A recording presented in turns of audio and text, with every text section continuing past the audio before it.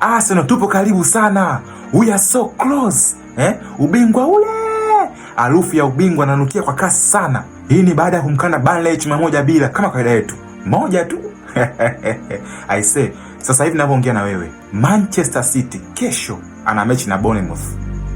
Hiyo mechi akidraw, akifungwa, yani Arsenal sisi ni mabingwa officially.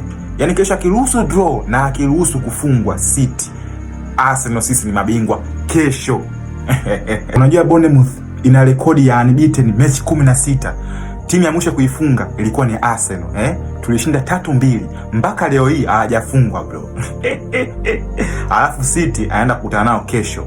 Wa Bournemouth mwanangu sio poa, yuko nafasi ya 6, inaikimbiza Liverpool na Aston Villa pale juu.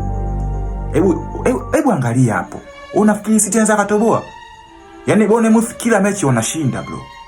These guys, they are not praying bro. Yani City kesho na kibarua kigumu sana. Na najua kabisa maombi yangu ni kwamba a draw au afungwe. Yani mwanangu Bournemouth niko sawa na nyinyi yani. Ili kesho tutangaze kwa mabingwa, tangu miaka 20 iliyopita mpaka leo hii bro. Tunaenda kunyanyua kombe la Premier League kwa mara ya kwanza wa bro. Yani ni furaha fulani ambayo tumechoka kuambiwa sisi mabotrers. Kila siku sisi mabotrers. Yani kila siku tunabota. Yani hili la kwetu bro. Yani tunaacha cha kujitetea. Bado UEFA Champions League. For the Wizard.